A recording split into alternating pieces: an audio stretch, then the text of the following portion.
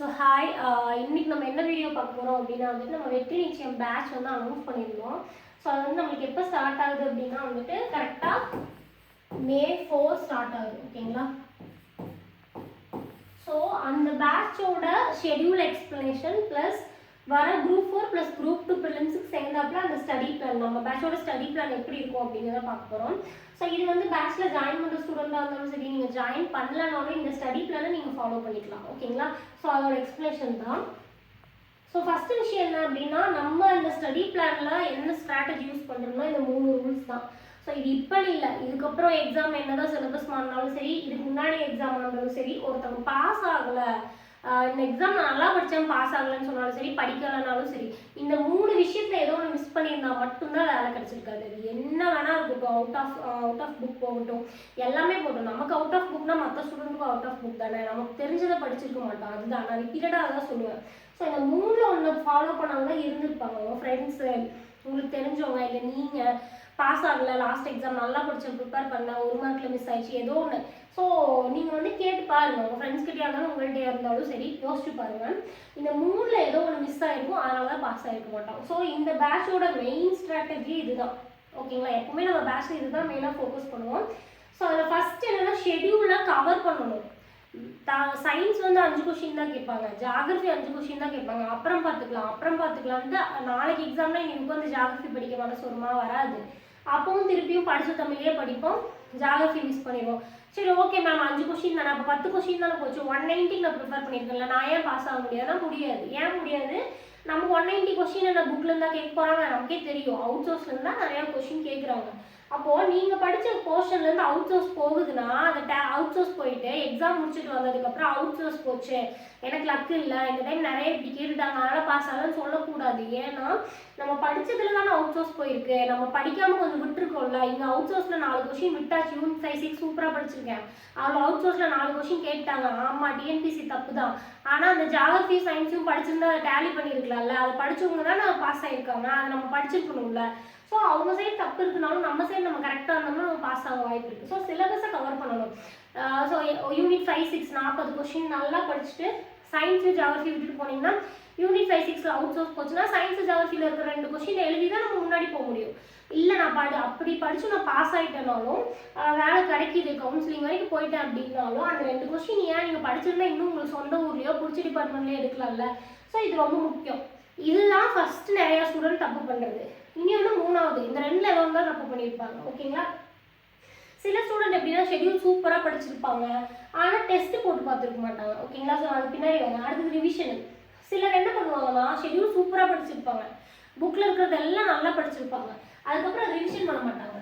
என்ன பண்ணுவாங்கன்னா அவுட் சோர்ஸ்னு ஒன்று இருக்குல்ல, அவுட் சோர்ஸ் கண்டிப்பாக படிக்கணும் தான், ஆனால் புக்கு தான் ரொம்ப ரொம்ப முக்கியம். புக்கு இருந்துச்சுன்னா தான், புக்கு முடிச்சுட்டு தான் அவுட் சோர்ஸ், ஃபஸ்ட்டு புக்கு. ஓகேங்களா? ஸோ புக்கு முடிக்காமல் அவுட் சோர்ஸ் போகிறது தப்பு. அதுக்குன்னு புக்கு முடிச்சுட்டு அப்படியே அவுட் சோர்ஸ் போயிட்டோம்னா புக்கில் இருக்கிறது மறந்துடும்ல. அவுட் சோர்ஸ் சூப்பராக படிச்சிருப்பாங்க, அதுலேருந்து 5 கொஷின் கேட்பாங்க, ரொம்ப இன்டெலிஜென்ட்டாக யோசிச்சு அந்த 5 கொஷின் போட்டுருவாங்க. புக்கில் பேசிக்காக கேட்டிருக்கு சின்ன சிம்பிள் இலக்கண கொஷின் மறந்துடுவாங்க. ஏன் மறக்கிறாங்கன்னா ரிவிஷன் இல்லை. ஸோ ஒன்ஸ் நம்ம புக்கில் இருக்கிற ஷெடியூல் கவர் பண்ணுறோம்னா அவுட் சோர்ஸ் படிச்சுட்டு என்ன பண்ணணும்? ரிவிஷன் பண்ணணும். ரொம்ப இப்போ இருக்க ஸ்டூடெண்ட்ஸ்க்கு எப்படின்னா அந்த அவுட் சோர்ஸ் ஒன்ஸ் போனதே எல்லாரும் அவுட் சோர்ஸ்னால் வந்து சீனியர்ஸ்லாம் வந்து அவுட் சோர்ஸ்னால தான் எனக்கு வேலை கிடைக்கலன்னா, நான் சொன்னேன்ல ஏன் அவுட் சோர்ஸ்னால வேலை கிடைக்கல, உங்களுக்கு அவுட் சோர்ஸ்னால் எல்லாருக்குமே அவுட் சோர்ஸ் தானே, அப்போ ஏன் அவங்க போகிறாங்க நம்ம போகலை அப்படின்னா, அவங்க மற்ற யூனிட்டை சேர்த்து கவர் பண்ணியிருப்பாங்க, அதை யூஸ் பண்ணி போயிட்டாங்க.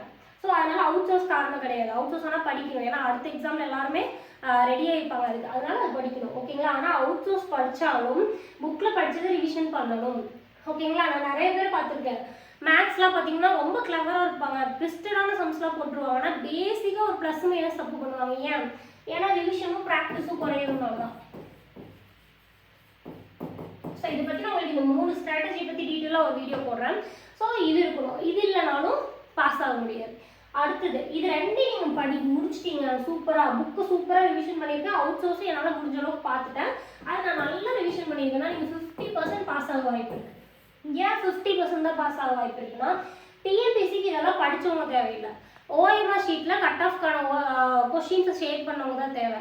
அப்போது நீங்கள் என்ன தான் படிச்சிருந்தாலும், இப்போ நான் என்ன தான் அறிவாளியாக இருந்தாலும் ஒரு சைனீஸ் ஒரு கொஷின் கேட்குறாங்க அப்படின்னா, இங்கிலீஷ்லேயே கேட்குறாங்க, அவங்க ஒரு டவுட் கேட்குறாங்கன்னா, நான் என்ன தான் தமிழில் சொன்னால் அவங்களுக்கு புரியவா போகுது, நான் ரொம்ப அறிவாளி தான், அதனால் என்னால் சொல்ல முடியுமா, எனக்கு சைனீஸ் தெரிஞ்சால் தான் சொல்ல முடியும்.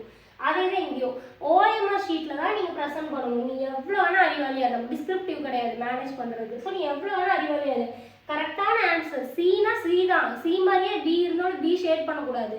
ஸோ அது எப்போ வரும், ஓஎம்ஆர் ஷீட் வந்துட்டு ப்ராக்டிஸ் பண்ணாதான் வரும். சிலதான் நல்லா படிச்சிருப்பாங்க, ஒரு 2வது கொஸ்டின் 3வது கொஸ்டினில் ஆப்ஷனை மாற்றி போட்டிருப்பாங்க, அது தெரியாமையே 90 கொஸ்டின் 100 கொஸ்டின் போயிடுவாங்க. அப்போ முதல் கொஸ்டின் தப்புனா பின்னாடி அடுத்தடுத்து தப்பாக எவ்வளோ கொஸ்டின் தப்பாகும், அவங்க படிச்சிருக்காங்க தானே, அப்போ ஏன் பாஸ் ஆகலை. ஸோ 50% என்னது ஓஎம்ஆர் ஷீட் டெஸ்ட்டு தான். ஓகேங்களா. ஸோ நீங்கள் படித்து ரிவிஷன் பண்ணுறீங்கன்னா 50%, இன்னொன்று வந்து டெஸ்ட்டு. இந்த 3ல் ஏதோ ஒன்றில் மிஸ் பண்ணியிருந்தால் மட்டும்தான் உங்களுக்காக இருந்தாலும் சரி, இல்லை உங்களுக்கு தெரிஞ்சவங்க கேள்விப்பட்டிருப்பீங்க லாஸ்ட் இயர் எக்ஸாம் டஃப்னு சொல்லுவாங்க, இல்லை உங்களுக்கே தோணும் இந்த மாதிரி அவுட் சோர்ஸ் போயிடுச்சு, உமன்ஸ் ரிசர்வேஷனு, பிஎஸ்டிஎம் இல்லை, அதெல்லாம் இருக்குது, பயாஸாக இருக்காங்க, அதெல்லாம் இருக்குல்ல, அது உண்மைதான், நான் இல்லைன்னு சொல்லலை, பட் இதுவும் உண்மைதான். ஓகேங்களா. ஸோ அப்போ இதில் அந்த மாதிரி சொல்கிறீங்கன்னா இதில் இந்த 3ல் நம்ம ஏதாவது மிஸ் பண்ணியிருக்கோமான்னு பார்த்துக்கோங்க. அவங்கள மாற்றுறது கொஞ்சம் டைம் ஆகும்ல, நம்மளை மாற்றுறது ஈஸி. ஸோ இதில் ஏதாவது பண்ணுறீங்களான்னு பார்த்துக்கோங்க. ஓகேங்களா. ஸோ நம்ம பேட்ச் வந்துட்டு இதை பேஸ் பண்ணி தான் இருக்கும். ஷெட்யூல் வந்து கவர் பண்ணணும். சயின்ஸாக இருந்தாலும் சரி, ஜாகிரஃபியாக இருந்தாலும் சரி, விடக்கூடாது, கவர் பண்ணணும்.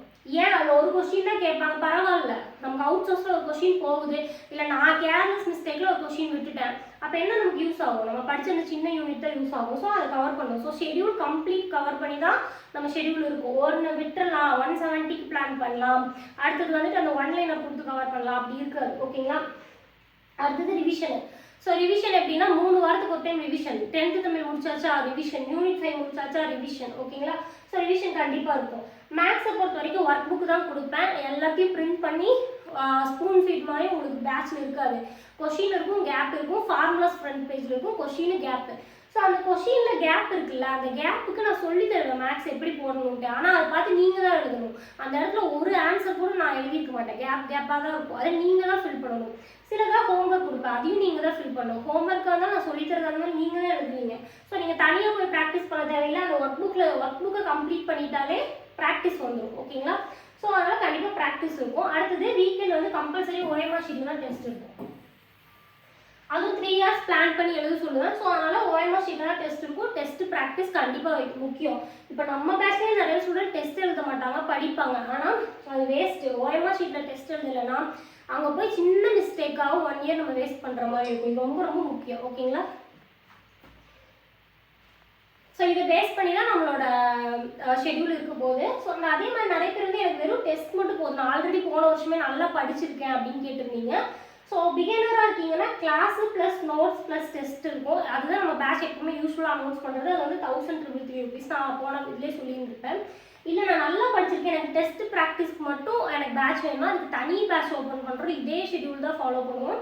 ஷெட்யூல் இருக்கும் உங்களுக்கு, அதுக்கு அந்த டெஸ்ட், அந்த ஷெட்யூலுக்கான டெஸ்ட் இருக்கும். உங்ககிட்டயே ஆல்ரெடி நிறைய மெட்டீரியல்ஸ் வச்சுருப்பீங்க, புக் இருக்கும், அந்த மாதிரி இருக்கவங்க மட்டும் நீங்கள் அதில் ஜாயின் பண்ணிக்கலாம். ஓகேங்களா. ஓகே. ஸோ இப்போ நம்ம ஷெட்யூல் பார்த்துடலாம்.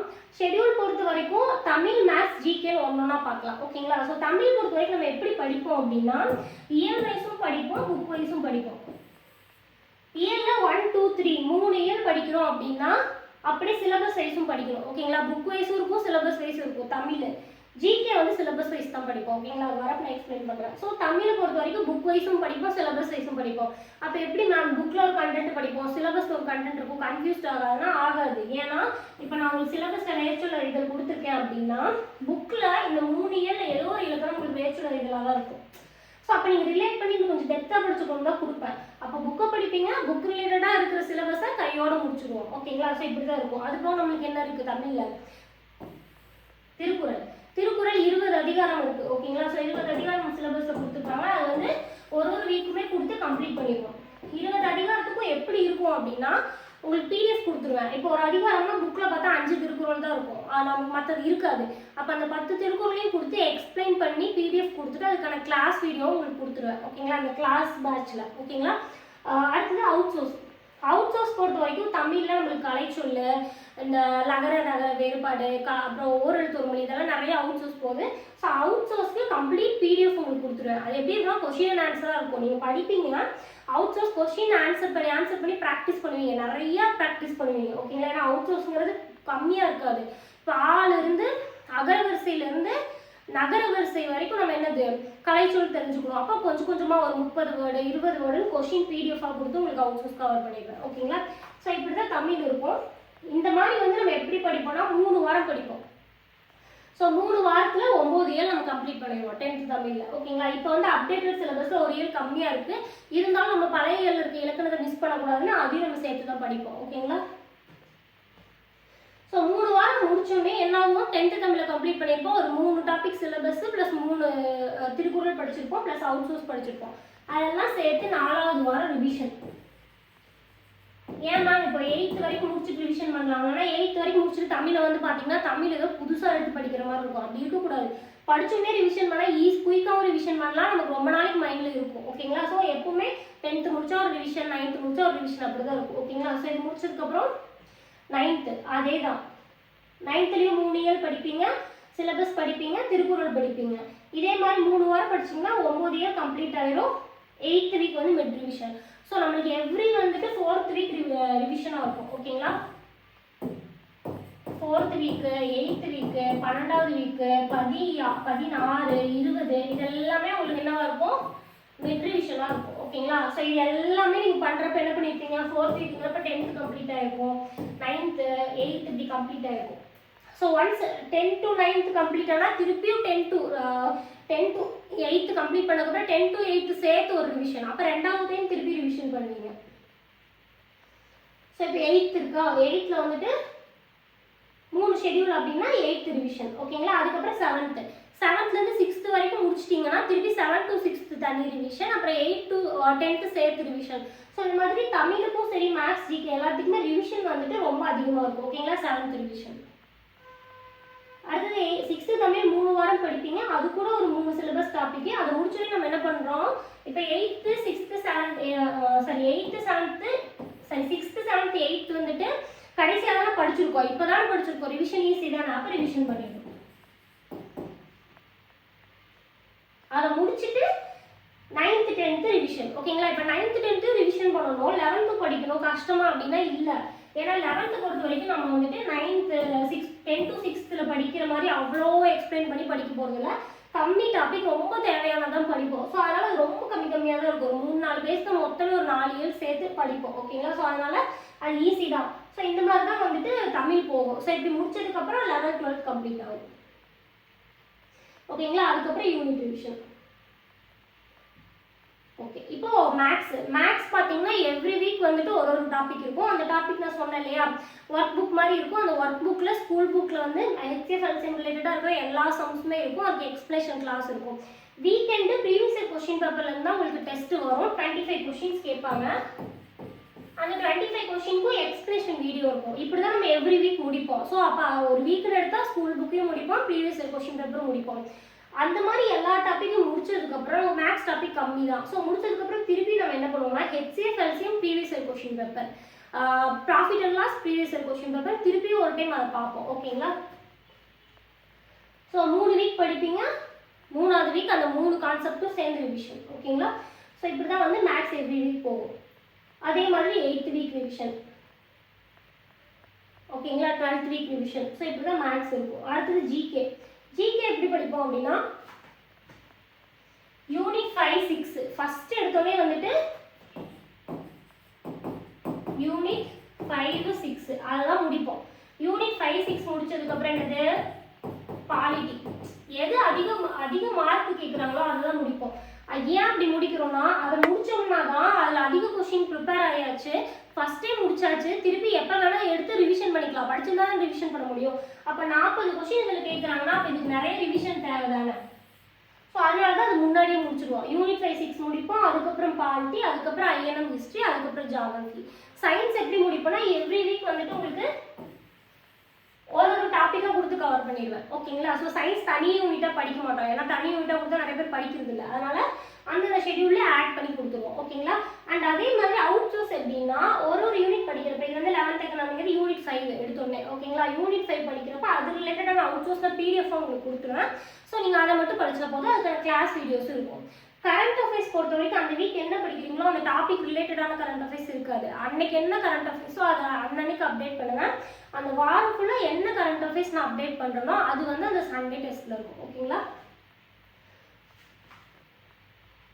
ஸோ இப்படி தான் வந்துட்டு நம்ம கவர் பண்ணுவோம். இதில் பார்த்தீங்கன்னா யூனிட் 5 வந்துட்டு கிட்டத்தட்ட 5 வாரம் படிப்போம். 4வது வாரம் ரிவிஷன் பண்ணிட்டு தான் இந்த சின்ன லெசன்லாம் 5வது வாரம் முடிப்போம். ஓகேங்களா? திருப்பி 6வது வாரத்துலேருந்து என்னது, தமிழ்நாடு கல்ச்சர் யூனிட் 6. ஸோ 6வது வாரத்துலேருந்து யூனிட் 6. ஸோ யூனிட் 6 எங்கே முடியுது, 9வது வாரம் முடியுது. ஓகேங்களா? 8வது வாரம் ரிவிஷன் பண்ணுவோம். ஹையர் கிளாஸ்லாம் படித்து ரிவிஷன் பண்ணிவிட்டு அதுக்கப்புறம் லோயர் கிளாஸ் முடிச்சுட்டு அப்புறம் பாலிட்டி. ஓகேங்களா? ஸோ 10வது வாரம் தான் நம்மளுக்கு என்னது, பாலிட்டி ஸ்டார்ட் ஆகுது. ஓகேங்களா? பாலிட்டியும் ஹையர் கிளாஸ் முடிச்சா ஒரு ரிவிஷன், ஏன்னா ஹையர் கிளாஸ் போர்ஷன் அதிகமாக இருக்கும்ல. ஸோ அதை முடிச்சா ஒரு ரிவிஷன், அதுக்கப்புறம் தான் லோயர் கிளாஸ். ஓகேங்களா? ஸோ அதையும் ரிவிஷன் முடிச்சுட்டு ஐஎன்எம் 18வது வாரம் ஸ்டார்ட் ஆகும். ஐஎன்எம் ஹிஸ்ட்ரி குயிக்காக முடிச்சிடலாம், ஏன்னா டாபிக் வைஸ் அது மார்க்கும் கம்மி தான். ஸோ எது முக்கியமாக அந்த கிளாஸ் வீடியோவை கொடுத்துருங்க, நீங்கள் முடிச்சிடலாம். ஓகேங்களா? ஸோ ஐஎன்எம் வந்துட்டு ஐஎன்எம் ஹிஸ்ட்ரி எப்போ முடியுது, ஷெடியூல் 22ல் முடியுது. 23வது ஷெடியூலில் தான் ஜாகிரஃபி. ஜாகிரஃபி 6 லெசனையும் ஒரு வாரத்தில் முடியுமா அப்படின்னா, நமக்கு டிஜிட்டல் நோட்ஸ் இருக்குது, கிளாஸ் இருக்குது, அழகாக முடிச்சிடலாம். இது ஏன் இவ்வளோ புஷ் பண்ணணும், அக்டோபர் 11க்குள்ளே ஏன் முடிக்கணும், குரூப் 4க்கு டைம் இருக்குல்ல அப்படின்னா, இந்த ஷெடியூலில் வந்துட்டு நீங்கள் டிகிரி முடிச்சிருந்தாலும் சரி, முடிக்கலனாலும் இதை ஃபாலோ பண்ணுங்கள். குரூப் முடிச்சிருந்தீங்க ஆனாலும் எனக்கு குரூப் 4 தான் வேணும்னாலும் இதை முடிச்சு குரூப் 2 ப்ரிலிம்ஸ் எழுதி பாருங்கள். உங்களுக்கு ஒரு டைம் படித்து ஒரு டைம் எழுதியே முடிச்சிருப்பீங்க. குரூப் 4 எக்ஸாம் முன்னாடி திருப்பியும் படித்து திருப்பி எழுதுறப்ப கண்டிப்பாக நமக்கு மிஸ் ஆகாது, அந்த எக்ஸாம் ஈஸியாக கிடைக்கும்.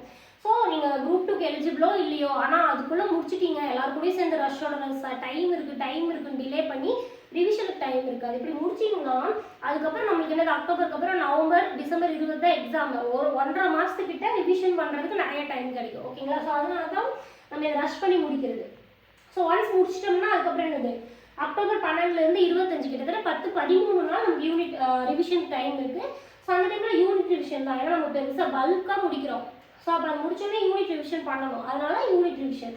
ஓகேங்களா? ஸோ 10th யூனிட் ரிவிஷன்லேயே பார்த்தீங்கன்னா தமிழில் ஸ்கூல் புக்கும் படிப்போம், யூனிட் வைஸும் படிப்போம்.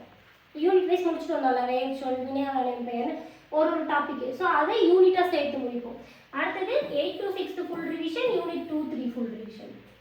Book wise 11-12 revision, syllabus wise unit 4-5 revision. ஓகேங்களா? மேத்ஸ் பார்த்தீங்கன்னா யூனிட் 1-2 இருக்கும், ஆப்டிடியூட் ரீசனிங்னு.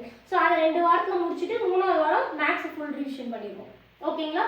அடுத்தது ஜிகேல 40 கொஸ்டின், ஏன்னா 75ல் கிட்டத்தட்ட பாதிக்கு மேலே. ஓகேங்களா? 40 கொஸ்டின்ங்கிறது.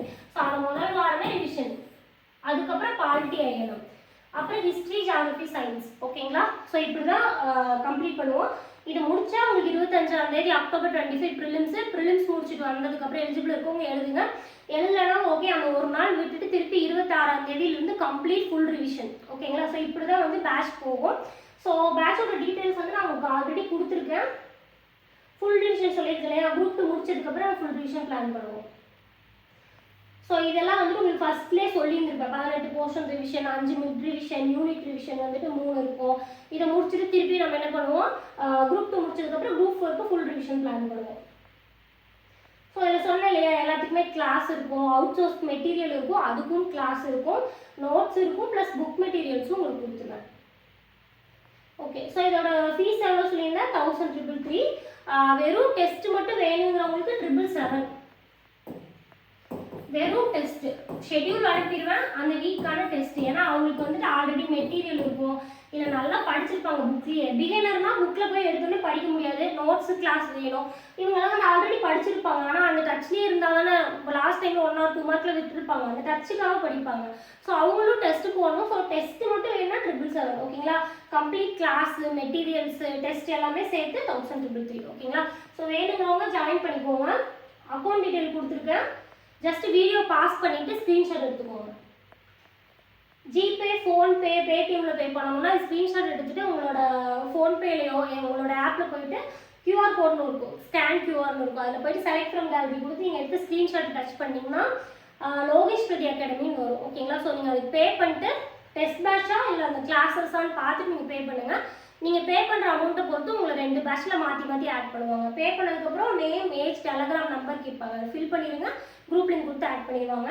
அண்ட் அதே மாதிரி இதில் வந்துட்டு இங்கிலீஷ் மீடியம்க்கு எலிஜிபிள் இல்லை. நம்ம நோட்ஸு, கிளாஸு, டெஸ்ட்டு எல்லாமே வந்துட்டு தமிழில் தான் இருக்கும். ஸோ இங்கிலீஷ் மீடியம் ஸ்டூடெண்ட்டாக இருக்கீங்கன்னா என்கிட்ட கேட்டுட்டு பே பண்ணுவேன். ஓகேங்களா? ஸோ அடுத்த வீடியோ மீட் பண்ணலாம். அடுத்து பாய்.